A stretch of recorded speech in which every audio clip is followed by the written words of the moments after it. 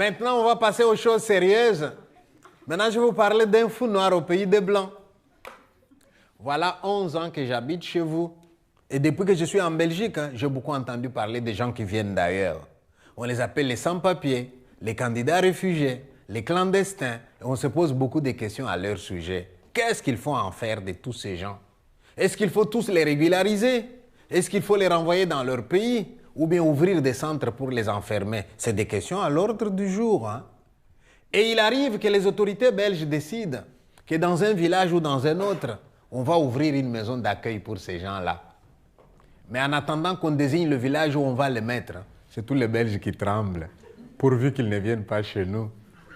Et lorsqu'on dira c'est dans votre village qu'on va les installer, tout le monde est en colère. Qu'est-ce qu'on a fait au ciel pour mériter ça? Donc pour mériter que les étrangers viennent chez nous. Moi, je n'oublierai jamais un soir, j'étais chez moi en train de suivre les journaux télévisés. À côté de moi, ma fille Christelle, 12 ans en ce moment-là. Eh bien, nous voyons un journaliste au journal qui arrive dans un village de Luxembourg et il pose une question à un couple qui passait. « Eh, vous êtes au courant? » « Non. On va ouvrir dans votre village une maison pour accueillir les étrangers. Qu'est-ce que vous pensez? » L'homme n'a pas répondu. Depuis que je suis chez vous, je constate que ce sont les dames qui répondent aux questions. Et qu'est-ce qu'elle dit, la dame? Elle dit, ça dépend. Si ce sont les gens de Kosovo, pas de problème. Ce sont des gens comme nous, ils peuvent venir. Mais si ce sont les autres, eh bien, je ne suis pas d'accord. Et là, ma fille qui me regarde et qui me demande, papa, tu as entendu? J'ai dit, j'ai entendu. Et ma fille qui me dit, c'est qui les autres, papa? J'ai dû dire à ma fille, les autres, c'est nous. Et ma fille étonnée m'a regardé et m'a demandé, papa, pourquoi sommes-nous les autres? Je lui ai dit, je ne vais pas te répondre. Moi, j'ai la chance de parler aux Européens. La prochaine fois que je vais leur parler, je leur poserai ta question. Et si jamais quelqu'un me répondait, je viendrai te dire la réponse. Donc, vous retenez la question de ma fille, pourquoi sommes-nous les autres? Des fois, quand nous passons dans vos villages, il y a des gens qui nous regardent et qui font des commentaires. « Hé, t'as vu celui-là » Et les autres qui me regardent. Il y en a de plus en plus. Un autre qui ajoute « Mais qu'est-ce qu'ils viennent faire chez nous ?» Et un autre qui complète « L'Europe ne peut quand même pas accueillir toute la misère du monde. » Voilà des choses que nous, on entend au quotidien.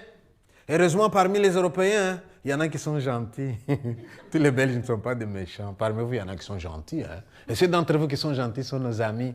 Et nos amis belges, parfois, ils nous posent la question, dis-moi, Pi, quand tu entends qu'on t'appelle la misère du monde, qu'est-ce que tu as envie de dire? Et là, moi aussi, je réponds, je dis, ça dépend. Si c'est lui qui dit ça est pressé de partir, je le laisse partir. Mais si c'est quelqu'un qui a du temps, qui veut vraiment savoir qui je suis, d'où je viens, pourquoi je suis parti de mon pays, qu'est-ce que je fais là, comment ça se passe pour moi, et même s'il ajoute après, quand est-ce que vous rentrez dans votre pays, monsieur? Eh bien, c'est à ces questions-là que je vais répondre. Mais je vous préviens, au moment où j'essaye de répondre à ces questions, ce n'est pas pour attirer l'attention sur moi. Moi, j'ai de la chance. La preuve, vous me donnez l'occasion de pouvoir vous parler. Mais pendant que moi, j'ai cette chance de pouvoir vous parler, je sais qu'il y a des gens venus d'ailleurs qui dépriment dans leurs appartements. Il y en a qui ne comprennent même pas les langues d'ici. Il y en a qui sont dans une procédure interminable. Alors, ils ont peur du gendarme, ils ont peur du policier, ils ont même peur du facteur. Parce que c'est lui qui, tôt ou tard, apportera la lettre recommandée avec l'ordre de quitter le territoire.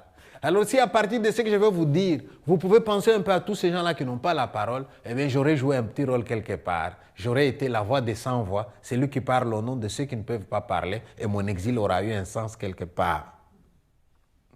Mais avant de continuer, je voudrais quand même vous faire une petite remarque. Quand moi j'étais élève au collège dans mon pays, j'ai eu aussi la chance d'avoir des profs qui venaient de l'Europe. Et je me souviens de notre prof d'histoire, le pauvre. Un jour, il a dû nous parler de la guerre mondiale. Et nous avons levé les doigts. Monsieur, qu'on se batte en Afrique, normal, nous sommes des sauvages. Mais vous, les civilisés, pourquoi vous vous êtes battus? 14-18, 40-45, Hiroshima, Nagasaki, chambre à gaz, bombardement, mine antipersonnelle qui coupe les jambes des enfants. C'est ça la civilisation, monsieur? Il était gêné, le pauvre. Et il nous dira, mais vous savez, les causes de la guerre ne sont pas recherchées dans l'actualité du moment. Et il nous a parlé des causes lointaines de la guerre mondiale, qu'on a retrouvées en philosophie, avec un certain Nietzsche et sa théorie du surhomme. Mais j'ai envie de vous dire la même chose. Vous voyez quelqu'un comme moi qui passe dans vos rues, vous me demandez pourquoi je suis parti de mon pays. Je vais vous le dire. Mais moi aussi, je vais commencer par les causes lointaines de mon exil. Et c'est quoi les causes lointaines de mon exil? Eh bien, c'est l'histoire de l'Afrique.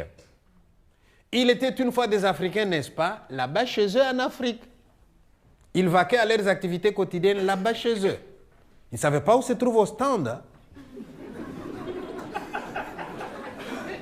Ils ne savaient pas où se trouve Bruxelles. Ils étaient chez eux.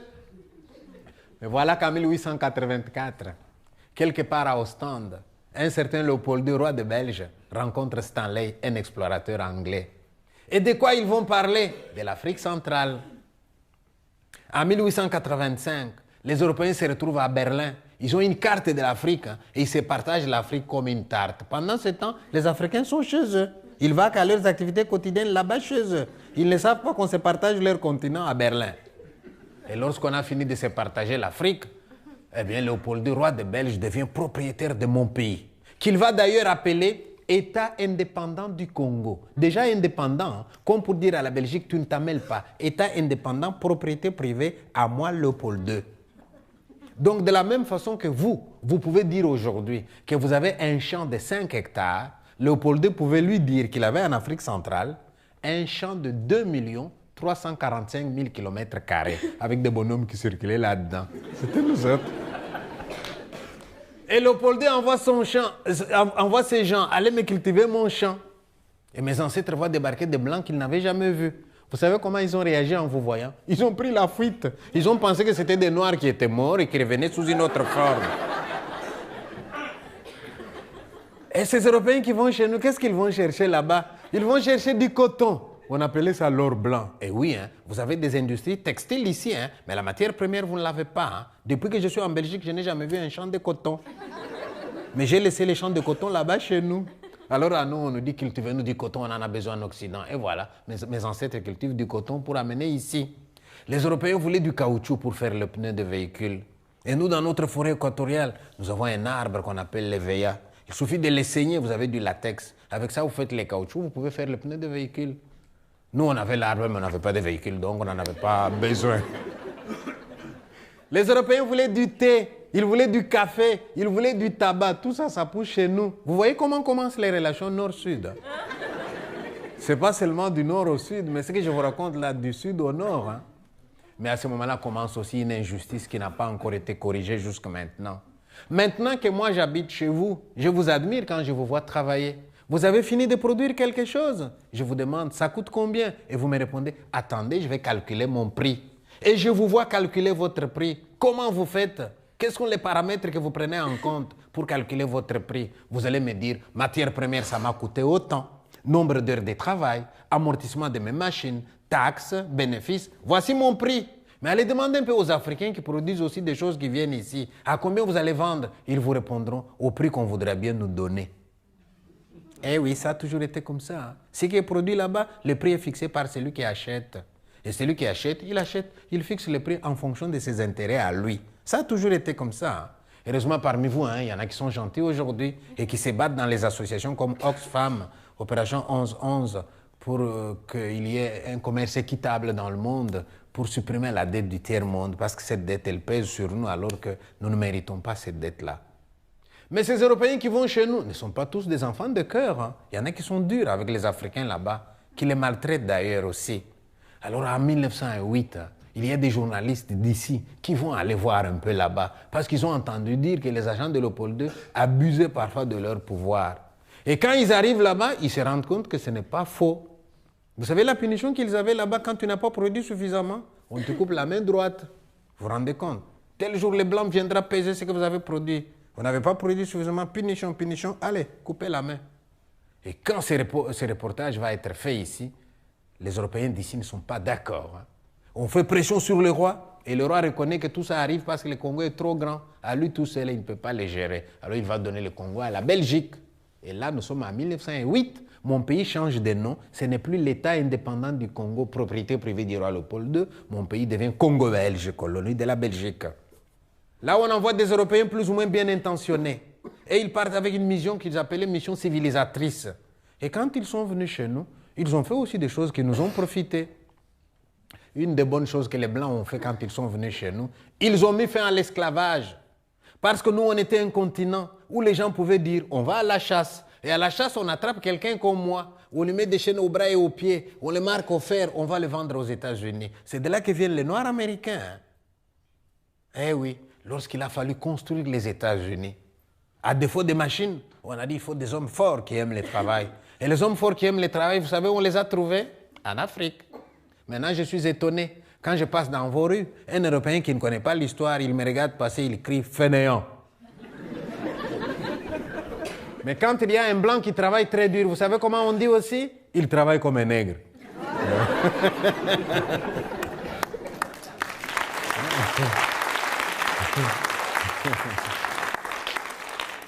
Vous devriez savoir ce que vous voulez à la fin, n'est-ce pas? Les Européens nous apportent la médecine occidentale. Avec la médecine d'ici, les Blancs ont fait beaucoup de bien en Afrique. Ils vont sauver des vies, ils vont éradiquer des maladies, ils vont prolonger l'espérance de vie des gens, ils vont protéger la mère et l'enfant et l'accouchement, et même éradiquer des maladies carrément. Chapeau à votre médecine. Et ils nous apportent l'école à l'occidental, où j'étais à apprendre à vous parler comme je vous parle en ce moment. Et pour nous, l'école, c'est une porte sur le monde. N'eût été l'école, moi je ne serais pas ici en train de vous parler. Les Européens amènent l'eau courante dans le village. Et quand je dis amener l'eau courante dans le village, ça veut dire donner aux filles et aux femmes 3 heures de sommeil en plus. Parce qu'elles se réveillent à 4 heures pour aller à 5 km puiser de l'eau tous les jours. Et là, ils apprennent que le robinet peut arriver jusque dans le village. On construit des moyens de communication. Il y a eu du positif aussi. Mais comme il n'y a rien pour rien, les Européens vont faire aussi des prospections dans notre sous-sol. Et qu'est-ce qu'ils découvrent dans le sous-sol du Congo? De l'or, du diamant, du cuivre, du cobalt, du pétrole, de l'uranium. Et je vous signale que l'uranium qui a permis aux Américains de fabriquer la bombe atomique qu'ils ont larguée sur le Japon pendant la guerre mondiale, eh bien ça vient du Congo. Ce sont les Belges qui ont vendu ça aux Américains. Alors puisque le Congo est si riche, il y a une grande société minière qui s'appelle l'Union minière qui vient s'installer là-bas, dans le sud du Congo, dans la fameuse province du Katanga pour extraire les minerais. C'est là que mon histoire va commencer. Ces gens qui viennent dans le sud, ils ont besoin de beaucoup de bras pour descendre dans la mine. Mais ils ne vont quand même pas prendre tous les gens du Katanga qu'ils vont trouver là-bas et les mettre tous dans la mine. Il faut qu'il y en ait qui restent aussi à l'agriculture. Donc, ils vont engager une partie des Katangais dans la mine, mais ils vont aller au Kasaï, au centre du Congo, dans la fameuse province du Kasaï. Et ils prennent beaucoup de gens du Kasaï. Allez, vous allez travailler à Lubumbashi, dans les mines au Katanga. Et moi, je suis un ancêtre, un descendant de ces gens-là. Nous sommes allés là-bas pour travailler. Mais vous allez voir maintenant les revers de la médaille. Tous ces gens qui viennent de loin pour travailler dans la mine, ce n'est pas toujours facile la mine. Vous descendez jusqu'à 1500 mètres en dessous, vous creusez, vous creusez, vous creusez. Si vous n'avez pas bien respecté les normes de sécurité, eh bien vous pouvez avoir un affaissement du sol qui enterre tout le monde. Ou alors une coulée de boue qui vient de l'extérieur et qui ensevelit les gens là-dedans. Ce n'est pas facile de travailler dans la mine. Et même si vous n'avez pas un accident dans la mine, au bout de 20-30 ans, vous en sortez malade. À force d'avoir respiré la fumée et l'humidité là-dedans, ce n'est pas évident de travailler dans la mine. Tous ces gens qui vont travailler dans la mine doivent habiter quelque part. Alors les Européens, logiquement, commencent par construire des villes qu'on appelle villes minières. Allez vous promener de ces côtés-là, vous allez voir de belles villes. Les Kassi, Jadoville, Kolwezi, Kipushi, Lubumbashi, c'est de belles villes minières. Et dans ces villes, on a prévu des quartiers pour les travailleurs. Ça veut donc dire que pendant que monsieur descend à la mine, son enfant va à l'école, parce que dans le camp des travailleurs, les Européens ont prévu une école. En cas de maladie, madame va au dispensaire. Si madame doit accoucher, elle va à l'hôpital. Et il y a même un service de protection maternelle infantile. L'eau est potable, il y a les courants électriques, l'hygiène s'améliore. Eh bien, ces gens vont se développer petit à petit. Et les années passent vite. 1960, le Congo est indépendant. Les Européens doivent partir. Oh, nous restons entre nous. Alors là, les problèmes commencent. Parce que là où on fait maintenant le bilan dans la province, on se rend compte que parmi les intellectuels de cette province-là, il y a quand même une bonne proportion de descendants des mineurs qui, pour la plupart, ne sont pas originaires de cette province-là. Voilà comment nous devenons des mal-aimés. Voilà comment on va nous accuser d'avoir été favorisés par les Européens. Voilà pourquoi on va décider de nous mettre dehors. Vous allez dire, mais c'est un même pays. Eh oui, mais les Kasaï, c'est à 1000 km de là. Et vous allez dire, mais comment on vous reconnaît? C'est marqué dans nos pièces. Date et lieu de naissance. Katanga, province d'origine. Mes parents étaient venus d'eux. C'est marqué. Et on décide de nous chasser. Et nous avons été chassés la première fois dans les années 60. Et n'oubliez pas, Lumumba a été tué en 61 de ces côtés-là. Lumumba, c'était un Kasaïen aussi. À ce moment-là, ça ne va pas aller. Les Kasaïens dehors. Nous sommes partis. Quand Mobutu va reprendre le pouvoir, il se rend compte que pour diriger le Congo, il lui faut de l'argent. Et la Gécamine, c'est ça qui donne l'argent au Congo à ce moment-là. Alors il dit, mais ces gens-là, moi j'ai besoin d'eux. Hein. D'autant qu'on avait tous, c'était des gens qui avaient une expérience professionnelle de plus de 20, plus de 30 ans. On va nous rappeler. Et Mobutu va instaurer la paix. Et puis on va de nouveau vivre convenablement jusqu'à 90. Une deuxième épuration ethnique va se présenter pour qu'on nous mette de nouveau dehors. Que s'est-il passé au Congo en 90, en 90? Eh bien, tous les Congolais étaient d'accord sur un point. L'ennemi du Congo, c'est qui? C'est les dictateurs. Il faut qu'ils s'en aillent. Mais le dictateur était intelligent. Il s'est dit, comment créer une diversion? Je vais créer une guerre artificielle ici, dans mon pays. Comme ça, quand ils vont s'entretuer, moi, j'irai avec mon armée, je vais mettre de l'ordre. Comme ça, l'opinion internationale qui nomme le président quelque part en dessous, eh bien, verra qu'il n'y a que moi. Et ils vont me maintenir au pouvoir. Et Mobutu va appeler quelqu'un du Sud, qu'il va nommer Premier ministre, alors que la conférence nationale avait nommé Premier ministre quelqu'un du Kasaï. Et Mobutu savait qu'en mettant de côté celui du Kasaï, en nommant quelqu'un du Katanga, il opposait déjà les deux provinces. Et il va dire à celui-là, vous rentrez chez vous au Katanga, vous faites en sorte que la province du Katanga me soutienne, et je vous permets, vous, de mettre dehors les Kassaïens qu'il y a chez vous. Vous prenez leur travail, vous prenez leurs biens, et voilà, ça va continuer. Et moi, j'aurai le pouvoir si j'ai la province la plus riche. Cet homme-là va marcher avec Mobutu. Et nous, on est au Katanga où on voit les discours qui changent. Ils viennent là-bas à la télévision. Hé, on était d'accord de mettre Mobutu dehors, n'est-ce pas? On va un peu patienter. Parce qu'il n'y avait pas que lui comme ennemi. Nous avons deux ennemis. Mobutu d'un côté et les Kassaïens de l'autre. Alors, qu'est-ce qu'on va faire? On se sert de l'un pour vaincre d'abord l'autre. Alors maintenant, on va d'abord coaliser avec Mobutu pour mettre les Kassaïens dehors. Et c'est des chansons pour exciter les gens. On va prendre des gens qui n'ont pas de boulot. On les drogue, on dit attaquez les Kassaïens. Quand ils seront partis, vous aurez leur travail, vous aurez leurs biens. Et ils vont attaquer. Ça a commencé à Jadoville, pour ceux qui connaissent les Katanga, Likasi, Jadoville. Ensuite, Kolwezi, Lubumbashi, timidement, on n'a pas beaucoup attaqué à Lubumbashi. Et comment est-ce que ces gens-là procédaient? Le matin, on laisse monsieur sortir, aller au travail. Et parfois, il y avait des gens qui allaient travailler à 15 km de chez eux. Hein. Alors, si on vous attaque au travail, vous êtes vulnérable parce que vous n'êtes pas tout près de votre maison. On laisse les gens sortir le matin. Et dès qu'ils arrivent au bureau, on vous attaque sur le lieu de service. Là, vous êtes faible parce que votre préoccupation, mes enfants, où sont-ils en ce moment? On a chassé les enfants de l'école en même temps. Et madame à la maison, on l'a chassé de la maison. Alors vous voyez l'homme chassé du boulot qui sort. Sur le chemin, il cherche ses enfants. À l'école, il a ses enfants. Et quand il arrive tout près de la maison, madame vient en pleurant. Les gens n'ont plus qu'une direction qu'on leur indique. Allez à la gare. Là, vous allez prendre un train qui va vous amener au Kasaï, à 1000 km de là, d'où étaient venus vos ancêtres. Mais le fameux train qu'on demande aux gens d'aller prendre, n'allez pas le comparer au vôtre. Hein. Quand j'arrive moi dans une gare en Belgique et que j'entends, le train est annoncé avec un retard probable de 5 minutes. Et je vois les Belges en colère en train de râler. Vous êtes des râleurs, hein, les Belges. Mais nous, le train qu'on nous a demandé d'aller prendre, il était attendu avec un retard probable d'1 trimestre, s'il vous plaît. Il y a des gens qui l'ont attendu pendant plus de 6 mois, qui attendaient le train. J'aurais bien voulu voir un Belge qui attend un train comme ça. Nous, Africains, ça nous amuse quand on voit un Belge qui attend un train. Il est tellement pressé, il s'énerve, il fait les 100 pas, il est déjà en colère alors qu'il n'est pas encore l'heure. Et parfois, il arrive que le train arrive à l'heure, mais le Belge va quand même encore râler en disant « Encore un peu, il est arrivé en retard, tiens. »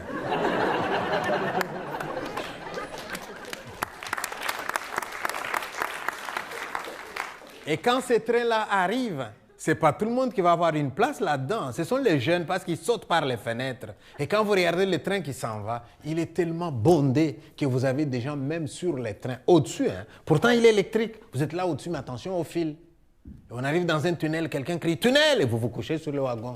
Si on a crié tunnel et que vous n'avez pas entendu parce que vous somnolez, vous cognez la tête et vous restez. Entre les Katanga et les Kasaï, 1000 km, eh bien, les gens faisaient 1 mois de voyage. Ce n'est pas un TGV. Hein. D'ailleurs, dès qu'il partait, il fait à peine 30 km et quelqu'un crie « Arrêtez le train !» C'est quoi? Eh bien, une dame qui s'accouche. Elle a bien trouvé son moment, celle-là. On attend qu'elle termine. Et puis on reprend le voyage. 40 km plus loin. « Arrêtez le train, s'il vous plaît !» C'est quoi? L'enfant qui est né, il vient de mourir faute de soins. Et il faut enterrer l'enfant le long de la voie ferrée. Et le long de la voie ferrée, c'était devenu le cimetière le plus long des Kassaïens. Eh oui. Entre le point de départ et le point d'arrivée, 30 jours de voyage, il fallait compter au moins 40 morts. Eh oui. Et là où ils arrivaient, le temps de les dispatcher dans leur village, Eh bien, 80 morts par jour aussi. Vous avez déjà vu un enfant de 5-6 ans qui n'a jamais vu un mort avant? Et le premier qu'il voit, c'est son papa. L'enfant n'accepte pas. Pour lui, son papa fait dodo. Mais quand il voit qu'on manipule son père, l'enfant demande aux gens, mais qu'est-ce que vous faites? Vous dérangez mon père, il n'aime pas qu'on le dérange quand il dort. On sort son père, on creuse un trou de fortune dehors et on enterre le papa. L'enfant regarde hein, comme s'il assistait à un jeu de cache-cache entre adultes. C'est seulement quand on a fini, le chef-train a sifflé, le train redémarre, que l'enfant réalise que là, il perd son papa. Et il court, il tient le chef-train dans la chemise. S'il vous plaît, monsieur, arrêtez le train. Vous n'allez pas partir sans mon père. On l'a mis dans ce trou-là. Le train ne s'arrête pas.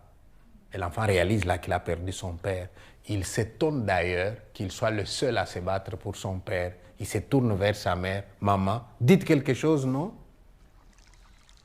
Moitié yambele.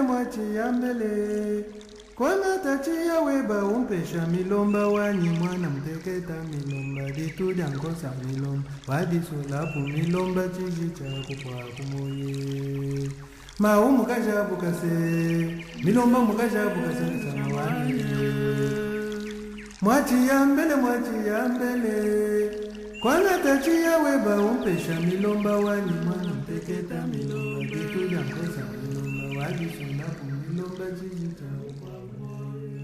La maman lui répond avec des larmes. Et l'enfant comprend qu'il a perdu son père. Il découvre la mort avec la mort de son père. Nous étions près d'1 million dans cette province-là. On nous chasse. Et nous devons partir au rythme d'un train qui vient une fois par trimestre, qui a pris 500 ou 600 personnes. Dans combien de temps prendra-t-il tous ces gens-là qui attendent? Il y en a qui ont fait plus de 2 ans à la gare. Ce sont ces tentes que vous voyez, bleues, que les HCR a ramenées. On les voit à perte de vue avec des gens qui attendent là-dedans, un train hypothétique. Et dans l'attente, comment se passe la vie alors à la gare?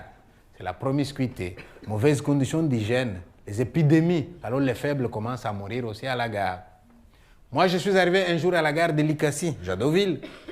Je n'oublierai jamais ces jours-là. Je vois un médecin sans frontières à qui je pose la question, « Monsieur, comment ça va ici ?» Et il me dit, « Ça va beaucoup mieux, monsieur. Nous n'avons plus que 17 morts par jour parmi ceux qui attendent. » Je lui dis, « Quoi ? 17 morts et vous dites que ça va mieux ?» Il me dit, « Oui, monsieur, on en était à 50. Hein. Nous venons de stabiliser à 17. » Je fais le tour de la gare. Je vois une femme qui a perdu un enfant lundi.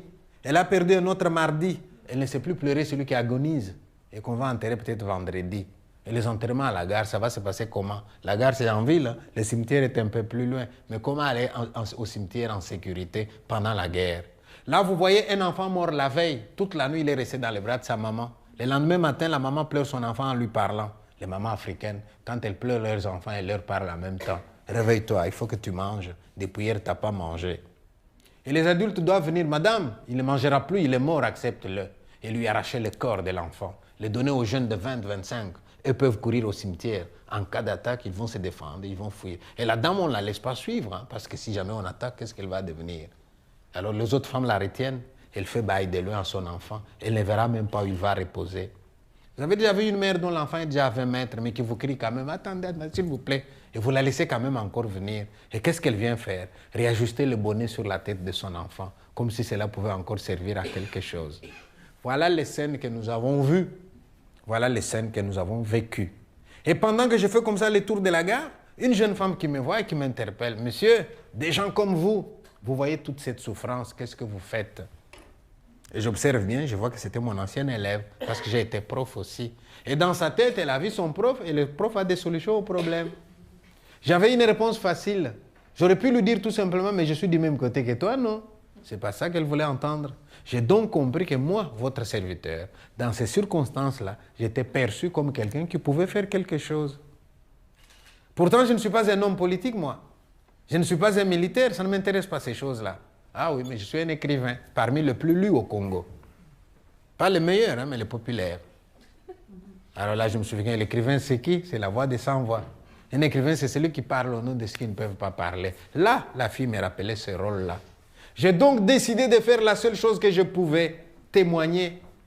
Dire à la face du monde la souffrance que je voyais là. C'était ma façon de venger les morts et même de prévenir d'autres tueries. Parce que le bourreau, pendant qu'il tue, n'est-ce pas, il efface en même temps les traces. Et moi, je laisse les traces. Ma façon de venger ceux qui sont partis et de dire aux gens, faites attention, le monde saura ce que vous avez fait. Et si un jour il y a un jugement, eh bien vous allez rendre compte. Hein. Alors qu'est-ce que j'ai fait précisément? J'ai pris des images à la gare et j'ai fait un montage vidéo. J'ai fait une bande dessinée qui s'appelle Les Refoulés du Katanga, qui existe. Et j'ai fait un montage vidéo. Mais avec le montage que j'ai fait, j'ai eu les toupets de rentrer dans la ville de Lubumbashi. Et j'ai envoyé des invitations aux gens que j'estimais importants dans la ville, surtout les missionnaires. Ils sont venus dans une salle comme celle-ci et je leur ai dit, il meurt chaque jour 17 Kassaïens à la gare de Likasi. Qu'avez-vous fait chacun pour empêcher ça? Vous allez dire que vous ne saviez pas? Je ne vais pas vous donner la chance de dire que vous ne saviez pas. Et j'ai projeté les images que j'avais. Et j'en avais de fortes. Hein? Une femme qui arrive à la gare, sous le coup de l'émotion, elle met au monde. Et c'était des triplés qu'elle avait. Je prends ces images-là et je pose la question au monde entier. Qu'est-ce qu'ils ont fait ces enfants-là pour passer leur premier jour à la belle étoile, aux prises avec le vent, les moustiques et la chaleur? Qu'est-ce qu'ils ont fait ces enfants-là? Puis j'ai emballé mes histoires et je suis parti. Mais dans la salle, il y avait quelqu'un qui était proche du pouvoir. Il est allé m'accuser auprès des autorités. Oh là là, ils ont envoyé quelqu'un me chercher. Ces jours-là, j'ai compris ce que c'est que d'être seul au monde. Seul, mais alors contre tous, même contre ma femme. Parce qu'elle m'avait prévenu. Hein. Arrête de faire ces témoignages. Si jamais on t'arrête, les enfants et moi, on va devenir quoi sans toi? Elle m'avait dit ça. Je ne l'ai pas écouté. J'ai nagé à contre-courant. Et le jour où on m'inquiète, ma femme, la première, me regarde dans les yeux. Qu'est-ce que je t'avais dit? Et là, je comprends ce que c'est que nager à contre-courant. Je comprends ce que c'est que d'être seul au monde. Je suis allé, et à ma grande surprise, j'arrive là, chez le gouverneur où on m'appelait, et je vois quelqu'un qui vient en trombe derrière moi. Et c'est qui? Mon directeur au service, qui lui était de cette province-là, qui voulait me protéger à sa manière. Il m'a quand même accompagné. Ces gens m'ont confisqué tout ce que j'avais comme document.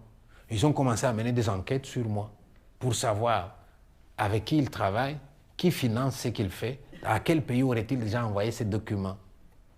En attendant, ils m'ont laissé un peu tranquille, parce que je suis quand même un écrivain. Un écrivain, il faut faire attention. Ou vous le tuez, ou vous ne faites vraiment rien, sinon il va écrire. Mais parmi ces gens-là qui devaient mener des enquêtes sur moi, il y avait aussi des gens bien. N'oubliez pas, dans toutes les guerres, vous n'avez pas que des bourreaux et des victimes.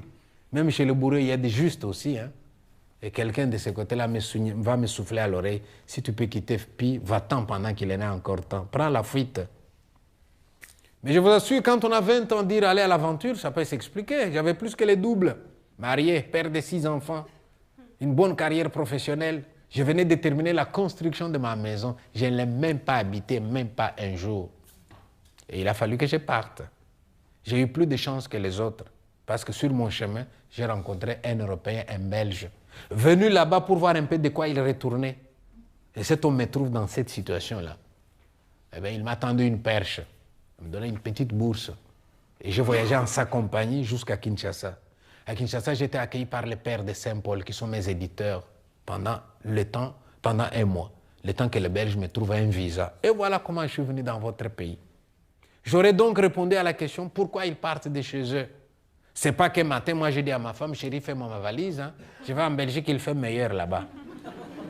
C'est pas vrai. Dans mon cas, c'est un père de famille qui s'en va, qui laisse sa femme et ses enfants derrière lui. C'est un cadre d'une entreprise qui brise une carrière professionnelle. C'est quelqu'un qui a construit sa maison et qui ne va pas l'habiter, même pas un jour. Et je suis venu chez vous.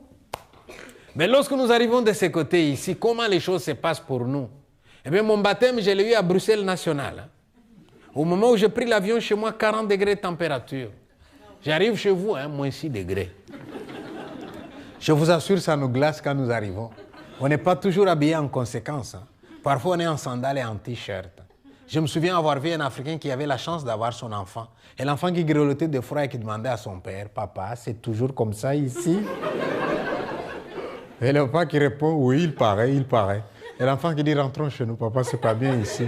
Pendant ce temps, je vois un Belge qui marche, lui, à l'aise dans le froid. Et je lui demande, monsieur, c'est toujours comme ça ici, le climat? Et lui, il me regarde, il me dit, non, aujourd'hui, il fait doux. Aujourd'hui, il fait bon.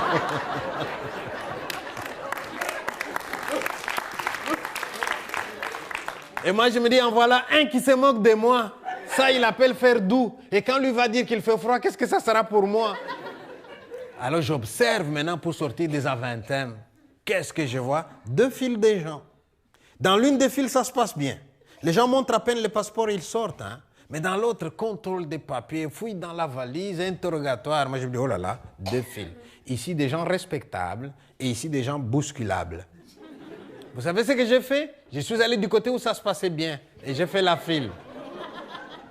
Je me croyais respectable. Et voilà quelqu'un qui vient vers moi. Monsieur, qu'est-ce que vous faites là? J'ai dit, je fais la file, vous voyez bien. Il me dit, allez de l'autre côté. J'ai dit, non, hein. Vous avez vu comment on se bouscule là-bas? Et lui, il me dit, monsieur, vous vous êtes regardé? Et je me suis regardé. Et pour la première fois, je découvre que je suis noir. Un jour, dans une école, un élève m'a dit, monsieur, mais arrête d'exagérer. Pour la première fois, vous découvrez que vous êtes noir. Et avant, vous pensiez que vous étiez rouge. J'ai répondu, avant, je pensais que j'étais un homme tout simplement. Je ne savais pas que j'étais un homme noir. Ma couleur, c'est dans votre regard que je la vois. Mais je vous souhaite vous aussi de venir au Congo. Hein. Pendant que vous passez, je vois mon fils à la fenêtre. Hein. Papa, viens voir un blanc qui passe. Ce jour-là, vous allez prendre aussi conscience de votre couleur. Mais attendez, je ne veux quand même pas exagérer maintenant et dire qu'à Zaventem, il y a 2 fils blancs et noirs. Hein. Mais il y en a quand même 2. Hein. Européens, Schengen, c'est vous. Et non-européens, c'est nous. Alors chez les non-européens, il y a encore une autre hiérarchisation. Un jour, j'ai vu quelqu'un qui venait de Colombie et il me dit, monsieur, nous les Colombiens, chaque fois qu'on arrive dans un aéroport ou dans une gare, on nous fouille tout le temps. On pense que nous avons toujours de la drogue.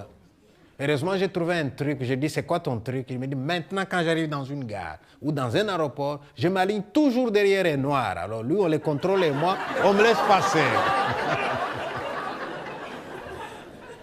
Et il dit, chaque fois qu'il a essayé, ça marche. Alors il continue. Je suis donc allé dans cette file-là. Et vous savez les questions qu'on nous pose dans l'autre file? Monsieur, d'où venez-vous? Qu'est-ce que vous venez faire ici? Quand est-ce que vous rentrez chez vous? N'oubliez pas de rentrer. J'ai dit, ouais, bravo les Belges, comme accueil, vous êtes des champions. Hein? Mais allez voir un peu au Bénin, au Burkina Faso. Vous arrivez à l'aéroport, ils viennent vers vous. Hein? Bonjour, bonne arrivée. Et oui, c'est comme ça qu'on dit, de l'autre côté au soleil. Et ici, d'où venez-vous? Qu'est-ce que vous venez faire? Quand est-ce que vous rentrez? N'oubliez pas de rentrer. Ajoutez ça au froid. Hein? J'étais comme ça. Hein? Alors un Africain qui avait déjà beaucoup voyagé ici, il me regarde, il me dit, monsieur, je vois que c'est la première fois que vous venez ici. J'ai dit, oui, c'est la première fois. Il me dit, vous n'avez encore rien vu, hein, monsieur. Soyez courageux. J'ai dit, oh là là. Alors j'ai téléphoné à un compatriote qui habite ici depuis un bon bout de temps. Il vient m'accueillir quand même à l'aéroport. Et je lui demande, la prochaine étape, c'est quoi? Il me dit, Office des étrangers. J'ai dit, c'est quoi ça, Office des étrangers? Je t'expliquerai. Maintenant, on prend d'abord les trains pour aller en ville. Et on arrive dans le train. Je m'installe, et africain que j'étais, en face de moi, une femme européenne vient s'installer. Et j'oublie que je suis en Europe, et moi, comme en Afrique, j'ai dit directement, bonjour madame. Elle sursaute, elle me dit, vous me connaissez?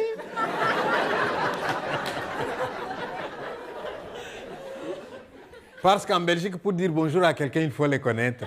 Et moi qui viens d'Afrique, j'ai dit, mais comment vous connaître si je ne commence pas par vous dire bonjour? Alors je demande à mon compatriote, la prochaine étape c'est quoi? Il me dit, Office des étrangers. Je dis, c'est quoi Office des étrangers? Oh, mais c'est un building avec des juristes. Hein. Tu vas là-bas et tu vas raconter ton histoire. Il dit, d'accord. Tu m'accompagnes? Oui, oui. Quand ça, demain? À quelle heure? 5 heures du matin. Je dis, pardon? En Belgique, pendant l'hiver, à 5 heures du matin, les Belges sont déjà au bureau. Non, non, non, c'est nous aller avant pour être dans la file d'attente à un bon endroit. OK. Les jours suivants, 4 heures du matin. On est déjà debout. Hein. Pendant l'hiver, je vous assure, il fait froid. Hein. Oh là là. Et on marche pour aller jusque-là. Et on y arrive. On croyait être le premier. La file est déjà longue. Oh là là. Et on se met dans la file. On a l'impression que le temps s'arrête. 5h15 qui ne vient pas. 5h30, une éternité. 5h45, 6h, 6h15, 6h30, 6h45, 7h. Oh là là, ça n'en finit pas. 7h15, 7h30, 7h45, 8h. Alors vers 8h15, les Européens viennent lentement. Ils ouvrent leur bureau lentement. Ils tirent les rideaux lentement. Ils prennent leur café lentement. Et quand ils ont fini, alors ils nous ouvrent une porte. Nous entrons dans un grand hall. Au moment où on entre là-dedans, on est libre. Hein? Mais une fois qu'on est dedans, on n'est plus libre. Parce que derrière nous, ils vont fermer la porte à clé.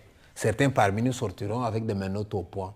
Il y a un véhicule qui les attend dehors pour les amener au centre fermé, d'où ils seront expulsés manu militari, parfois avec un coussin sur les nez pour qu'ils ne crient pas. Et d'autres rentreront même dans un cercueil, comme ce fut le cas avec Semira Adamou. Et puis alors on nous donne des numéros. Et nous allons patienter. Ils vont appeler numéro par numéro.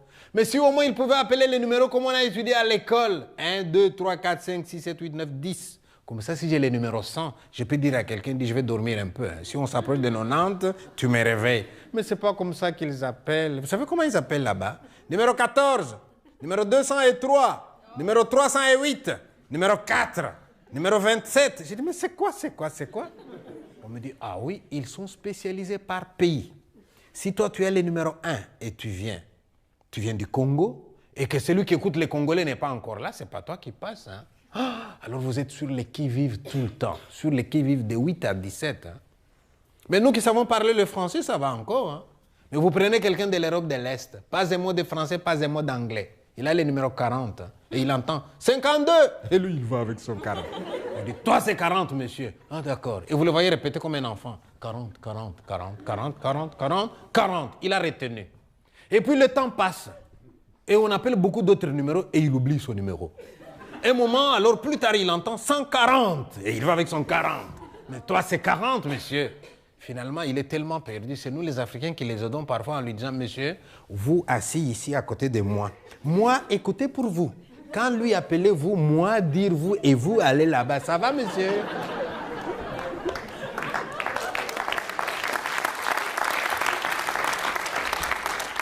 À ce moment-là, vous vous rendez compte comment la culture peut réunir les gens plus que la couleur de la peau. Hein? Lui, c'est un blanc, mais il est loin de Belge. Hein? Moi, je suis noir. Moi, je suis proche du Belge, moi. D'ailleurs, là-bas, si un Sénégalais me marche sur les pieds, je lui dis, va chez toi en France. Moi, je suis un peu chez moi ici. Hein? Moi, je viens du Congo belge, tiens. Et puis, mon tour arrive, j'entre là-dedans. Il y a un juriste devant moi. Allez, racontez votre histoire. Et je commence à raconter. Vous allez trop vite. D'accord, je vais parler un peu plus lentement. Oui, mais vous donnez trop de détails. Eh, monsieur, si vous voulez, j'écris, je vous donne les papiers. Non, c'est moi qui écris. Allez, allez-y. Et vous écrivez. Et quand il a fini, ok, c'est bien, vous pouvez partir, on vous écrira. Et là, je sors. Il est déjà 17 h. Hein, et mon compatriote vient me voir. Il dit, ça a été? Oui, il m'a écouté, il a dit qu'il faut m'écrire. Maintenant, je demande à mon compatriote, tu penses qu'il va m'écrire demain ou dans une semaine ou dans 2? Il dit quoi? J'ai dit, il m'a écouté, il a dit qu'ils vont m'écrire. Dans une semaine, dans 2 ou dans 3 jours? Il me dit, dans 5 ans si tu as de la chance.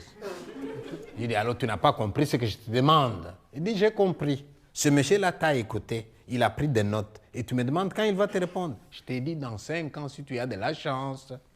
J'ai dit, c'est pas vrai. Il dit, mais oui, tu as raconté une histoire, non? J'ai dit, oui, mais il faut le temps qu'il vérifie. Et pour ceux qui viennent du Congo, au moment où je suis arrivé, ça prenait à peu près 5 ans.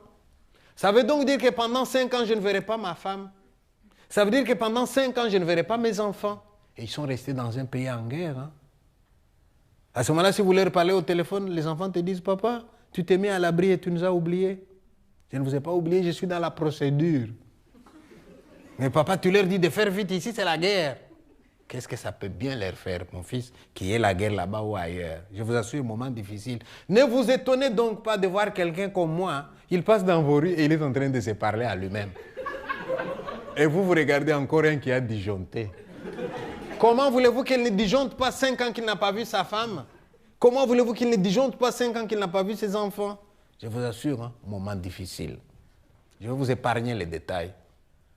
J'ai attendu aussi, pas 5 ans, j'ai eu un peu plus de chance que les autres. Et à ce moment-là, où est-ce que j'habite à Braine-le-Comte, dans une maison d'accueil où il n'y avait que des candidats réfugiés. Un jour, moi aussi, j'ai eu les papiers pour habiter chez vous. Oh, mais les jours où j'ai eu mes papiers, vous pensez que je suis content ces jours-là? Non, je me suis senti inquiet. Parce qu'alors, ça veut dire, j'ai la confirmation que je ne peux plus retourner dans mon pays. 1. De 2, j'habitais une maison d'accueil, n'est-ce pas, où il y a des candidats réfugiés. Mais quand on me donne mes papiers, je dois maintenant quitter cette maison d'accueil-là. Et je dois venir dans votre village. Je dois venir dans votre cité, sur la même rue que vous, et vous dire à vous ici présents, poussez-vous là, moi aussi j'arrive, je viens habiter ici. Et vous me demandez pour combien de temps? Non, je m'installe chez vous, nous allons vivre ensemble.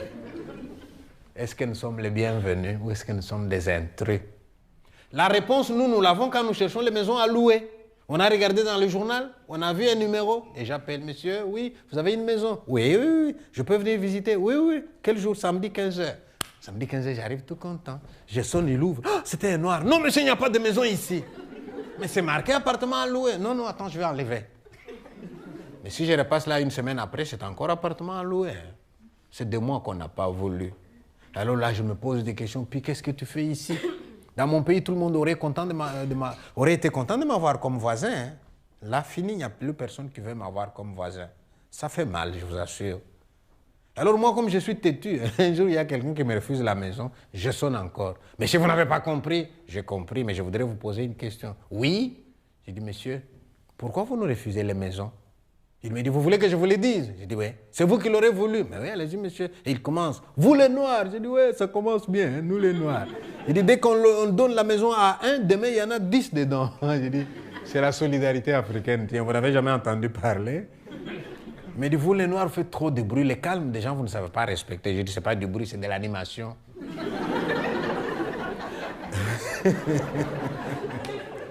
Et il ajoute, hein, vous les Noirs, votre nourriture ne sent pas bon. J'ai dit, attendez monsieur, répétez-moi ce que vous venez de dire là.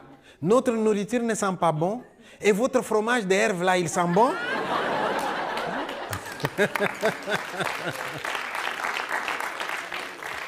Et les Européens, vous êtes des malins, vous. Hein? Quand c'est la nourriture des autres, ça sent mauvais. Mais quand c'est votre fromage qui sent mauvais, vous savez comment vous dites ici? Ah, il est fort, hein, ce fromage. Hein? Il est fort, il ne sent pas mauvais. Il est fort. Heureusement, parmi les Européens, il y en a qui sont gentils. Hein? Tous les Blancs ne sont pas de méchants. Un Européen gentil qui me voit tant souffrir pour trouver un logement, il me dit, Pi, si tu veux encore une maison, tu n'appelles pas, laisse-moi appeler à ta place. Et je lui donne un numéro, et c'est lui qui appelle. Allô, monsieur? Oui. Vous avez une maison à louer? Oui. Comme ça, il ne dira plus non après.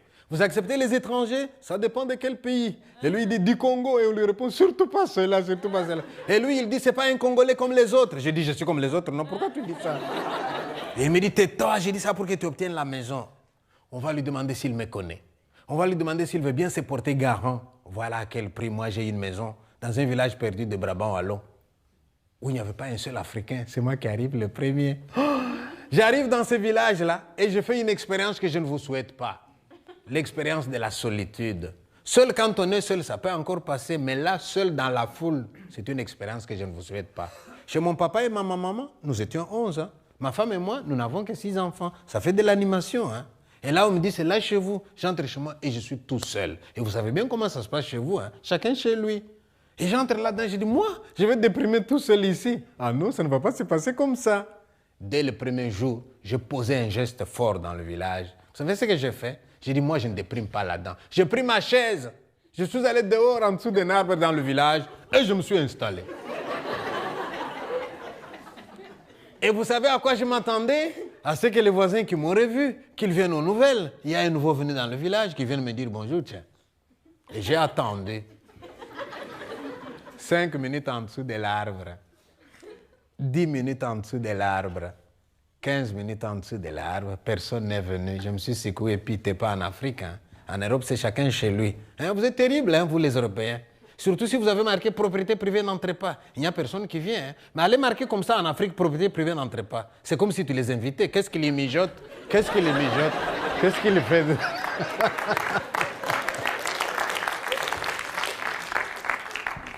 Alors je me dis, je remets ma chaise, je vais alors me promener moi-même dans le village pour voir un peu où je suis tombé. Mais d'un bout à l'autre du village, hein, pas un seul bonjour. Pourtant, moi, je viens d'un pays où il y a plus de 5 formules pour vous dire bonjour dans la même journée par la même personne. Alors, je dis, oh là là, ça va être difficile pour moi ici. Et même un jour, j'ai raté mon train. Ça peut arriver. J'habite dans un village où le train passe 1 fois par heure, le week-end 1 fois par 2 heures. Alors, dès que je rate mon train, je dis, qu'est-ce que je fais? Je dis, je vais faire comme eux, je vais respecter leurs coutumes. Faire comme les Blancs quand ils ont raté le train. Et je me suis mis le long de la route. Et je fais comme ça. Aucune voiture qui s'arrête. Je dis, on me voit ou on ne me voit pas? Je bombe le torse pour me faire remarquer. Aucune voiture qui s'arrête. Vous n'avez qu'à vous demander, vous qui êtes dans cette salle, comment avez-vous réagi lorsqu'au volant de votre voiture, vous avez vu quelqu'un comme moi le long de la route qui faisait comme ça? Comment avez-vous réagi? Là, je me suis senti alors comme quelqu'un qui a perdu son identité. Je n'existe plus. Il n'y a personne qui sait d'ailleurs comment je m'appelle. Qui a d'ailleurs besoin de savoir comment je m'appelle? Pour me désigner, on dira désormais, hé, t'as vu les Blacks qui passent dehors? Les étrangers, il y en a de plus en plus. Hein. Mais ces réfugiés, qu'est-ce qu'ils viennent faire chez nous? Pourtant, moi, j'ai un nom. Hein. Je m'appelle Pichibanda. Là, je me suis senti mal. Alors, pour me remonter le moral, je dis, je vais téléphoner à ma femme au Congo. J'ai téléphoné à ma femme. Et là, je tombe sur mon fils de 14 ans, Yannick. Oh, mon fils va me poser une question qui va bouleverser ma vie. Mon fils qui me dit au téléphone, papa, content de t'entendre, hein? J'avais peur que tu ne sois déjà mort. Ici, maman pleure tous les jours. Et nous avons demandé à notre maman, pourquoi tu pleures? Elle nous a dit, je pleure parce que je pense à votre papa qui est tout seul en Belgique. Et mon fils qui me pose la question, mais papa, comment peux-tu dire que tu es tout seul? N'y a-t-il pas des gens dans le village où tu habites? Bonne question. Celle-là, elle est à vous. Si vous étiez là, j'allais vous donner le téléphone. Et mon fils allait vous demander, hey, mon papa, il dit qu'il est tout seul. Et vous, vous êtes où? Qu'est-ce que vous auriez répondu? Il est tout seul parce qu'il est noir. Nous, on est de notre côté parce qu'on est des blancs. Je n'aurais pas voulu être à votre place et avoir une question comme ça. Et la question de mon fils m'a rappelé un proverbe d'Afrique. Et que dit le proverbe? Le proverbe dit, c'est celui qui a froid qui va vers le feu pour se réchauffer. Ça, vous comprenez difficilement ici. On vous a tellement inventé des trucs, quel que soit l'endroit où vous êtes dans la piste, la chaleur vient vous trouver où vous êtes. Mais ceux qui n'ont pas ça, ils mettent un feu au milieu. Tu as froid, quitte ton coin, viens te réchauffer. Tu restes dans ton coin, c'est toi qui vas avoir froid. Hein? Et moi, je me dis, qui a froid en ce moment? C'est moi. Qui a le feu? Vous, les Européens. Ils ne sont pas venus vers moi. Moi, je vais alors aller vers eux. Et j'ai fait une deuxième expérience dans le village qui a confirmé ma folie. Vous savez ce que j'ai fait? J'ai choisi une rue au hasard dans mon village. Et je suis allé. Je me suis présenté devant la première maison de la rue. J'ai sonné. Un homme a ouvert. Il m'a regardé, je l'ai regardé aussi. J'ai fait comme on fait dans mon pays. Bonjour, monsieur. Et lui, il a fait comme vous faites ici. Qu'est-ce qu'il y a, monsieur? Qu'est-ce que vous voulez? Et moi, je lui ai dit, moi, c'est Pichi Banda. Je viens du Congo. J'habite votre village. Je viens vous le dire comme ça. Vous le savez. Il me dit, pardon? Je lui dis, Pichi Banda du Congo, nouvel habitant du village. Il me dit, vous avez quelque chose à vendre, monsieur? Je dis non. Il me dit, vous voulez quelque chose? Je dis non. Mais quoi? Eh bien, vous dire que je suis là, j'habite le village. Désormais, dans ce village, vous allez devoir compter avec moi. Oh, je vois encore son visage, hein? Comme quelqu'un qui s'est dit, ce sont des fous, j'en avais déjà entendu parler. Là, j'en ai un maintenant devant moi. Et pendant qu'il s'étonne, je lui dis, au revoir, monsieur, je suis parti. Le pauvre, il est resté là planté, hein, regardant dans ma direction comme quelqu'un qui s'est dit, quand je vais raconter ça, on va me prendre pour un fou, alors que le fou est là qui s'en va. Heureusement pour lui, je ne suis pas allé loin. Je suis allé chez son voisin d'en face. Et quand il m'a vu chez son voisin, j'ai vu que ça les rassurait. Parce qu'il pouvait dire à son voisin, tu l'as vu aussi, n'est-ce pas? Comme ça, à deux, ils seront crédibles quand ils vont raconter. Mais voilà que son voisin m'écoute attentivement. Et quand j'ai fini de me présenter chez son voisin, et son voisin me regarde dans les yeux, il me dit, monsieur, vous voulez entrer chez moi? Je dis, non, monsieur, peut-être un autre jour. Et lui, il me répond, quand vous voudrez, monsieur. Eh oui, ça existe aussi, hein, les Européens gentils. Eh bien, je ne sais pas si c'était un ancien d'Afrique. Hein. En tout cas, il m'a dit, quand vous voudrez. Et j'ai continué. Et la troisième personne sur qui je tombe, c'est le curé du village. Lui, il m'invite chez lui, il m'offre un café. Je discute un peu avec lui et je lui demande, monsieur le curé, dimanche, vous faites la messe à quelle heure? Il me dit 10h45. Je dis, très bien. Je viendrai dimanche à la messe, s'il vous plaît. Vous faites votre messe comme vous avez toujours fait. Mais quand vous avez fini, avant de bénir les gens pour qu'ils partent, hein, vous m'invitez là devant, vous me donnez un peu la parole pendant 2 minutes. Comme ça, je me présente devant tout le monde. J'aurai fini en une séance. Ça va m'épargner de faire des portes en porte. Et le curé me dit, mais ça, on ne fait pas ici, monsieur. Et moi, je dis, mais justement, puisque je n'étais pas encore là. Mais qu'est-ce que vous allez dire, monsieur, aux gens? Je dis, mais vous allez entendre ça. Il me dit, mais être bref, hein? Je dis, d'accord. Dimanche, j'arrive à la messe. Je vois les Européens qui viennent, l'air sérieux. Et là, je commence un peu à me dire, puis tu en fais trop. Mais pendant que je suis en train de me poser la question, comment je vais agencer mes phrases dans pour dire l'essentiel dans quelques minutes, ne pas ennuyer les gens. Voilà que les Européens vont me faciliter la tâche sans le savoir. Ils entonnent une chanson. Et désormais, je dis aux Européens, faites attention à ce que vous chantez. Hein. Et qu'est-ce qu'ils ont chanté ces jours-là? Une chanson dans laquelle on dit, laisserons-nous à notre table un peu de place à l'étranger? Trouvera-t-il quand il viendra un peu d'espace et d'amitié? Et tout le monde qui reprend le refrain, ne laissons pas mourir la terre. J'entends ça, je dis, ouais, c'est bien. C'est pas tombé dans les oreilles d'un sourd, hein? Et au moment où ils me donnent la parole, hein, je leur dis, excusez-moi de vous déranger. J'ai hésité avant de vous parler, mais c'est vous qui m'avez encouragé. L'étranger dont il a été question dans votre chant n'était pas loin. Mais voici, je suis là. Y a-t-il un peu de place à votre table pour moi? Trouverai-je à votre table un peu d'espace et d'amitié? Ou bien est-ce que vous allez laisser mourir la terre? Ouais, ils avaient déjà chanté, hein? j'ai fini de me présenter. Qu'est-ce que j'entends? Des applaudissements. Eh oui, ils m'ont applaudi. Et après la messe, ils sont tous venus autour de moi. Monsieur, votre femme, vos enfants, pourquoi sont-ils restés? Qu'est-ce qu'on peut faire pour eux? J'ai dit, je rêve. Comme si le Belge avait autour de lui un morceau de glace qu'il faut d'abord briser. Et une fois qu'on a brisé, alors il ouvre son cœur. Mais pendant que je parle avec tout le monde, je vois un couple à l'écart. Et je me dis, démocratie européenne, ces deux-là ne sont pas d'accord avec moi. Je me trompais. Ils attendaient que je termine avec tout le monde. Et quand j'ai fini, ils sont venus vers moi. Et ce qu'ils m'ont dit, je ne l'oublierai jamais. C'est l'homme qui prend la parole et qui me dit, monsieur, je m'appelle Dominique. Je vous présente ma femme Myriam. Vous savez ce que nous vous demandons, nous deux? Non. Vous venez avec nous, chez nous à la maison, maintenant, tout de suite. J'ai dit, ouais, ça commence bien. Eh bien, je suis allé avec ces deux-là. Et j'arrive chez eux, je vois que je ne suis pas le seul. Ils ont appelé aussi d'autres personnes et ils ont donné un apéro à mon honneur.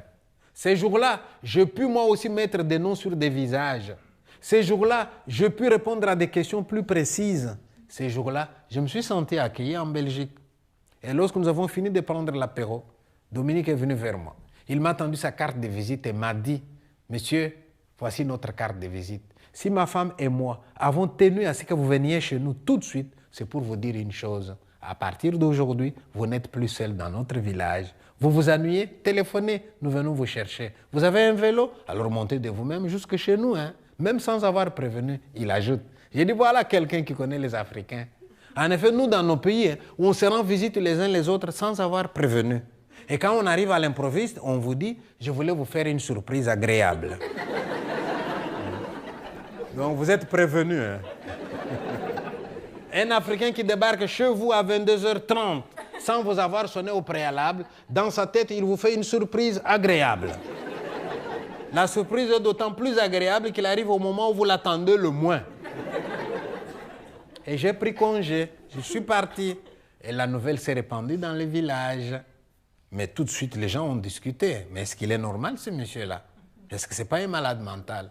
Et les autres, pourquoi le prendre pour un malade mental? Quelqu'un qui vient chez nous, on n'est pas allé vers lui, lui a pris l'initiative de venir vers nous. Pourquoi pas? Ne l'oubliez pas, en Belgique, en France, dans les villages, demandez à votre papi, à votre mamie, dans le temps, il y avait un banc devant la maison de votre papi et de votre mamie. L'étranger pouvait s'asseoir aussi. On pouvait lui donner un verre d'eau. Et il n'y a pas si longtemps que ça, vous savez. Et puis alors, vous avez tracé les autoroutes pour aller très vite. Vous avez ajouté des vitesses à la voiture pour rouler de plus en plus vite. Vous avez mis de la couleur dans la télévision pour vous replier sur vous-même. Et vous avez enlevé les bancs qui étaient là, devant la maison. Et vous l'avez remplacé par le parlophone. Comme ça, le type qui arrive, il est encore à 40 mètres. Oui, qu'est-ce que je peux faire pour vous? Mais restez à 40 mètres.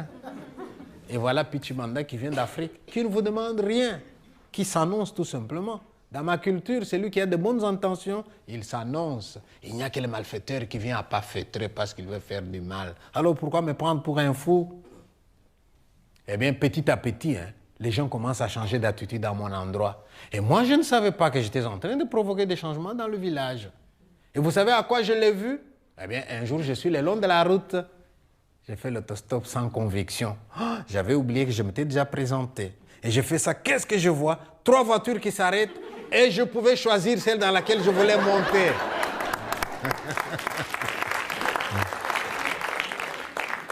Un autre jour, j'avais travaillé à Liège et je reviens la nuit vers 23h, pendant l'hiver, et je suis dans le train. Et voilà le contrôleur qui vient vers moi. Monsieur, votre billet de train. Je lui montre mon billet quand on arrive tout près de Otigny. Il regarde, monsieur, vous êtes en retard. À Otigny, vous n'avez plus de correspondance. Vous auriez dû partir plus tôt. Le train vient de partir. Qu'est-ce que vous allez faire? C'était le dernier, il est 23h. Oh là là, j'étais embêté. Je dis, mais il était gentil. Il me dit, qu'est-ce que vous allez faire? Et là, j'ai réagi en africain. Je lui dis une chose à la fois. D'abord, arriver à Otigny et me poser la question là-bas. Pas faire comme les Blancs qui se posent tellement de questions avant qu'ils ne savent plus jouir du moment présent. De toutes les façons, le train ne fera pas marche arrière. Arrivons à Otigny, c'est là que je me poserai la question. Et je me calme jusqu'à Otigny. Mais une fois à Otigny, qu'est-ce que je vais faire? Et pendant que je me pose la question, je regarde à 3 mètres de moi, je vois un ami à moi qui va dans la même direction que moi. Je dis, ouais, chouette, comme ça je ne suis pas seul. À 2, on va trouver la solution. Mais mon ami, il venait compliquer aussi la situation. Parce que mon ami s'appelle Rachid, d'origine marocaine. Donc le problème se complique. Ce n'est plus maintenant, un noir arrive dans une gare à 23 heures, il n'a pas de correspondance. Que fait-il maintenant? C'est un noir et un arabe dans une gare à 23 heures. Ils n'ont pas de correspondance. Qu'est-ce qu'ils font tous les deux? Et moi, je me tourne vers mon ami Rachid, nous n'avons pas de train. Rachid me dit, je sais. Je dis, qu'est-ce que nous faisons? Il me dit, nous marchons à pied jusque chez nous. Je dis, mais non, hein. Tu as vu l'heure qu'il fait et le temps qu'il fait dehors? Et Rachid me regarde dans les yeux, tu as une proposition? Je dis, oui, quoi? Je dis, on fait l'autostop. Je dis, quoi? Et il me dit, ça fait combien d'années que tu es en Belgique, monsieur? Je dis, je ne vois pas de rapport. Mais dis-moi combien de temps tu es là? Je dis, je ne vois pas de rapport. Et Rachid me dit, donc toi, tu vois la nuit, le long de la route, un noir et un arabe, les deux qui font l'autostop. Et tu vois un Belge qui s'arrête pour les prendre, ça ne va pas la tête, monsieur. Et moi, je lui dis, mais écoute, Rachid, je n'aime pas qu'on te colle une étiquette arabe. Tu n'aimes pas qu'on me colle une étiquette noire. Alors, n'en collons pas aux Belges non plus. Hein. Là, tu les condamnes d'avance. Donnons-leur la chance de voir s'ils vont nous prendre. Je dis, ouais, tu philosophes, là. Et on se met le long de la route. Et mon ami me prévient, hein, si dans un quart d'heure, on ne nous a pas pris, hein, je vais à pied, je sais que tu me suivras. Je dis, d'accord. Et on se met le long de la route. Je vois une première voiture qui vient. Je lui ai dit quelque chose, ne les prenez pas mal. Hein. Ce n'était pas méchant, c'était tactique. J'ai dit, Rachid, regarde une voiture qui vient. Qu'est-ce qu'on fait? On cumule les deux malheurs ou bien quelqu'un parmi nous deux va dans l'ombre? Et Rachid comprenait vite, il est allé dans l'ombre. Et j'ai fait comme ça. Et voilà la voiture qui s'arrête. Un jeune Belge autour de 22-23. Monsieur, s'il vous plaît, nous allons à Tangissar. Est-ce que vous pouvez nous déposer? Non, non, monsieur, je ne veux pas Tangissar. Il dit, d'accord. Et puis j'étais triste. Et puis il se ravise, les jeunes hommes. Monsieur, Tangissar n'est pas loin. Je vous dépose et je reprends la route. L'heure qu'il fait, si je vous laisse là, vous allez rester longtemps. Je dis, un ami peut venir. Oui, oui, Rachid vient. Et le jeune Belge nous a déposés chez nous à la maison. Hein, pour vous dire que les Belges gentils, ça existe aussi. Hein. Ils font peut-être moins de bruit que les autres, mais ils existent et c'est grâce à eux que nous, on peut marcher tête haute dans votre pays. Je suis resté dans ce village-là pendant 3 ans, en train de faire d'autres démarches qu'on appelle regroupement familial. Oh là là, je vous assure, c'était notre chemin de croix. Regroupement familial. Vous savez ce que ça signifie? Eh bien, moi je dis à la Belgique, Belgique, merci de m'avoir accueilli. Mais maintenant, est-ce que ma femme et mes enfants peuvent venir? La Belgique me dit, prouve-moi que c'est ta femme. Et mes enfants, la Belgique me dit, prouve-moi que c'est tes enfants. Et l'épreuve, c'est quoi? L'acte de mariage, les certificats de naissance pour les enfants. Mais qui vous a dit que ces documents-là sont universels? Dans mon pays, je veux me marier. Mon papa, il prend des chèvres et des poules. Et il va voir le papa de la fille. Tu es au courant? Les enfants s'aiment. Allez, prends les chèvres et les poules. Tiens, donne-nous la fille. Et on prépare les chèvres et les poules. Et les vieux viennent, ils nous bénissent. On appelle ça mariage coutumier. À l'époque coloniale, les Belges reconnaissaient ce mariage-là. Mais aujourd'hui, on me dira, non, non, non, non. Si tu n'as pas été à la commune, devant un officier de l'état civil, ce mariage-là n'est pas valable. Cette femme qui est chez toi depuis 20 ans, la mère de tes 6 enfants-là, si tu n'as que ça comme mariage, c'est une copine à toi, elle n'a plus le droit de te rejoindre. Je dis, attendez, j'ai une autre preuve. Et je sors la photo du mariage, moi et ma femme, bénis par un prêtre belge. Hein. Et la Belgique me dit, séparation Église-État, monsieur. Ce document-là n'est pas valide pour attester des mariages. Je dis, d'accord. Et l'attestation de naissance pour les enfants, j'ai dit, mais monsieur le Belge, quand est-ce que vous allez comprendre que les choses peuvent se passer autrement ailleurs? J'ai déjà vu, moi, des coins du Congo où on met au monde un enfant. C'est tellement loin, la commune. On n'a pas le temps d'y aller. Et quand on y va, c'est pour faire quoi? Se faire rançonner encore par un pouvoir corrompu? On n'y va pas. D'ailleurs, vous arrivez dans cette famille-là. C'est votre enfant? Oui, oui. Donnez-moi la preuve. Il vous dit, regardez son visage, regardez les miens. Demandez à un tel, ils étaient là quand il est né. Et tout le monde dit, oui, oui, c'est son enfant, nous étions là quand il est né. Mais moi, je viens quand même de la ville. Hein. J'avais quelques attestations. Et je montre l'attestation. Et la Belgique qui regarde. Attention, monsieur. L'enfant est né le 1er? Oui. L'attestation signée le 30? Oui. Ah, c'est pas valable. La loi belge dit, l'enfant doit être déclaré dans les 15 jours de sa naissance. Ici, tu es hors délai. Mais quand est-ce que vous allez comprendre ici que 15 jours en Belgique et 15 jours là-bas, ce n'est pas la même chose? 1000 km ici et 1000 km là-bas, ce n'est pas la même chose. 1000 km ici, 3 heures de TGV, vous y êtes. Hein? 1000 km là-bas, 1 mois de voyage et on arrive hors délai. On arrive hors délai. 1 mois de voyage, on arrive hors délai. Ah, la Belgique a une solution. Si les documents sont signés hors délai, pour les rendre valides, ils doivent être précédés par un jugement supplétif du tribunal. Ce qui suppose que ma femme aille voir les mêmes que moi j'ai fui, les autorités que j'ai fui, qu'elle se présente à elle, et arrêtez momentanément votre guerre. Vous vous rappelez un tel que vous avez voulu arrêter en telle année? C'était mon mari, il est en sécurité en Belgique. Arrêtez maintenant votre guerre et tous les problèmes que vous avez. Faites-moi d'abord un jugement supplétif du tribunal. Comme ça, moi, je vais aller les rejoindre et vous allez continuer vos guerres après. C'est ça qu'on nous demande. C'est ça qu'on nous demande pour vous dire, hein, papier impossible à obtenir. Je ne les ai pas obtenus. Hein. J'avais beau venir de Lubumbashi, la deuxième ville du Congo. J'avais beau avoir travaillé à la Gécamine, où on pouvait demander, les enfants sonner dans les cliniques Gécamine. Je n'ai pas obtenu tous ces papiers-là. Je me suis battu d'ici, 3 ans plus tard, avec l'aide de la Ligue des droits de l'homme, avec l'aide de la Croix-Rouge, de l'OIM, aide aux personnes déplacées. Ces gens-là m'ont donné un coup de main. Et je ne vous dis pas les jours où un matin, j'ai reçu une lettre du facteur. Et dans la lettre, on me dit, monsieur, dans 2 semaines, votre femme et vos enfants arrivent ici. Oh, j'ai annoncé la nouvelle dans le village où j'habite et c'était la panique dans le village. Parce que ici, 3 enfants, vous appelez famille nombreuse, n'est-ce pas? Là, il y en a 6 qui viennent.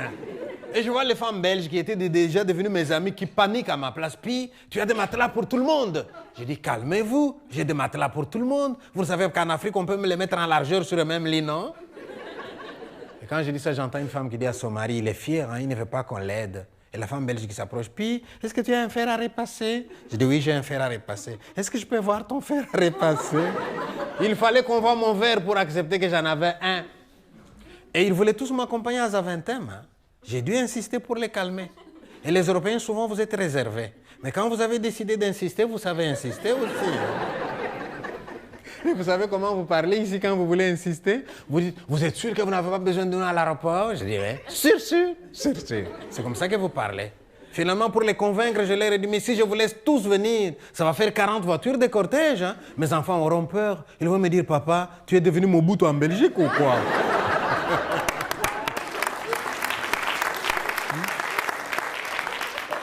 Mais pendant que tout le monde me propose des choses utiles, un tabouret, une chaise, une assiette, voilà une dame qui vient, puis je t'apporterai volontiers un paquet d'aspirine. Je dis, un paquet d'aspirine? Pourquoi? Elle me dit, j'ai 4 enfants, puis ça fait mal à la tête. Hein. Toi et tes 6, tu en auras besoin. Et moi, je lui dis, madame, ne t'en fais pas, les enfants d'Afrique ne sont pas comme les vôtres. Elle me dit, mais attends qu'ils côtoient les nôtres, tu vas voir ce qu'ils vont devenir. Et je n'ai pas attendu longtemps, vous savez. Les premiers jours, quand mes enfants sont venus, je suis allé à la cuisine, moi. J'ai préparé, j'ai servi, j'ai débarrassé. Et pendant que je fais la vaisselle, ma fille de 12 ans me voit faire la vaisselle. Elle est venue en courant. Mais papa, qu'est-ce que tu fais? Arrête, papa. Et si quelqu'un entrait et te voyait faire la vaisselle? En Afrique, les mecs ne font pas la vaisselle. Hein. C'est maman et les filles. Hein. Papa et les garçons, ils font les jardins. Division du travail. Et ma fille me dit, papa, arrête. Je dis, hé, Christelle, j'ai toujours fait la vaisselle, moi. T'as oublié, hein, tu étais petite. Et ma fille d'autorité qui me dit, papa, t'as fait la vaisselle quand je n'étais pas là. Allez, va au salon, il y a un bon film. Maintenant, c'est moi qui fais la vaisselle. Elle m'a chassé de la cuisine. Je suis allé au salon. Et ma fille a fait la vaisselle à ma place. J'étais content. Je me suis dit, ma fille est là, maintenant, c'est elle qui fera la vaisselle. Mais après l'avoir inscrite dans les mêmes écoles que vos enfants,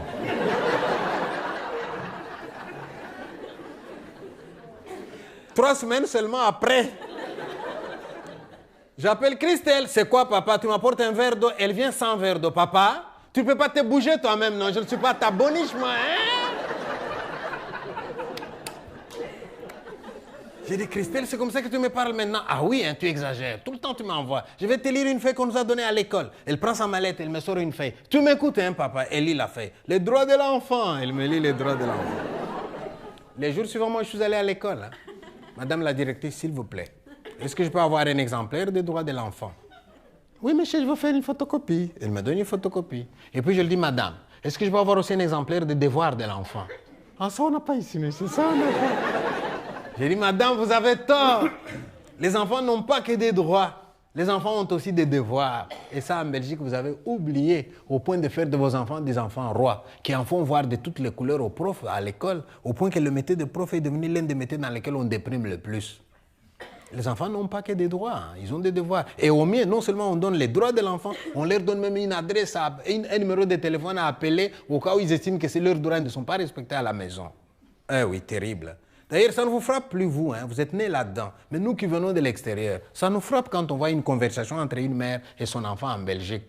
C'est la mère qui parle, qui appelle son enfant avec tout l'amour maternel. Eric. Eric regarde sa mère. C'est quoi? Et la maman qui dit, et si on faisait ton devoir maintenant? Non. Mais pourquoi non? J'ai pas envie. Et la maman qui complète, c'est comme tu veux. Terrible. C'est comme tu veux.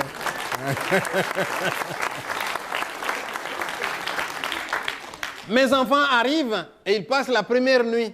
Le lendemain matin, ils me posent la dernière question. Papa, où sont les gens? Je dis, les gens, ils sont chez eux. Mais on ne les voit même pas passer, papa. J'ai dit, ils passent, mais en voiture à 120 km à l'heure. Et comme vous passez à 120 km à l'heure, vous êtes concentré sur la voiture. Vous ne vous parlez plus. Parfois, c'est même monsieur et madame à deux, hein, ils partent. Et au moment, madame veut rompre le silence. Chérie, tais-toi, tu me déconcentres. Et on y va. Je prends mes enfants, je les mets à l'école du village. Ils ont été bien accueillis, hein, pas de problème majeur. Le seul jour où ma fille est venue en pleurant, papa, on m'a traité de noir à l'école. J'ai dit, mais c'est vrai, Christelle, tu es noire. Et tu es belle, ma fille. Tu sais, quand le soleil va venir, tous les blancs, ils vont aller à la mer au soleil pour devenir noirs comme toi. Tu n'as pas besoin de bronzer, toi. Hein? Tu es déjà foncé avant. Et là, il les prend bien. Maintenant, venez voir un peu dans le village où j'habite pendant l'été. C'est plein d'enfants européens qui viennent jouer chez moi. Normal, hein? Surtout quand mes enfants sont arrivés. Tu en as chez toi un qui a 7 ans qui s'ennuie, il vient chez moi, il y a quelqu'un de 7 ans. Tu as un de 12 ans qui s'ennuie, il vient chez moi, il y a quelqu'un de 12 ans. Un de 16 ans, tous les âges sont représentés chez moi. Il y en a un qui était tellement chez nous, maintenant il a diminué, mais au début il était tout le temps avec nous. Hein. Il était tellement avec nous qu'il avait déjà des notions de Swahili. Hein. Sa maman vient les chercher à Pana, Toka, Wende, Mitakufata. Alors qu'il n'avait jamais été en Afrique. Hein. J'ai été étonné aussi un jour, une dame qui vient. Elle vient voir son enfant, elle trouve l'enfant à table en train de manger avec nous. Et je vois la mère européenne qui regarde avec admiration. Elle dit, c'est pas vrai. Ça c'est mon fils qui mange comme ça. Une nourriture d'ailleurs africaine. Mais à la maison, dès que je lui mange, ouais, c'est dégueu, ouais, c'est dégueu. Et là, il mange comme ça. Je dis, madame, c'est normal. 6 enfants, plus 2 parents, plus ton fils, ça fait 9. Le repas prend la lutte d'une compétition sportive, tiens. Il y a de l'émulation là-dedans. Et l'enfant qui mange bien. Hein? Alors, cet enfant, il est tellement chez nous aussi que la dernière fois que nous sommes allés au salon de l'auto pour acheter une voiture, et ma fille qui voit une voiture à 8 places. Papa, regarde, 8 places, c'est ça qu'il nous faut. Et le vendeur qui s'approche. Monsieur, ici, on peut ajouter une banquette et faire 9 places. Et ma fille qui s'exclame. Ah oui, la 9e place, ça sera la place de notre ami le Belge. Et avec ça, vous nous appelez la misère du monde. Nous ne sommes pas la misère du monde. Moi, j'ai vu la misère du monde dans certains villages belges, dans certains villages français. J'arrive, hein, je trouve les gens tristes dans le village. Et je leur pose la question. Pourquoi vous êtes si triste? Monsieur, il n'y a plus rien qui bouge dans ce village. Nous n'avions que l'école qui mettait un peu de la vie, mais même l'école va être fermée, monsieur. Les enseignants vont aller au chômage, les directeurs vont aller au chômage, et nous, on n'a plus d'enfants. Il n'y a pas d'école, il n'y a pas de vie. J'ai dit, pourquoi on va fermer votre école? Ils me disent, il n'y a plus suffisamment d'enfants dans le village. Et moi, je leur dis, vous n'avez pas de l'imagination, vous? Il vous suffirait d'accueillir ici 6 familles africaines. Ça vous fera 6 fois 6 enfants, 36 élèves en un jour, et votre école est sauvée. Vous ne pouvez pas y penser?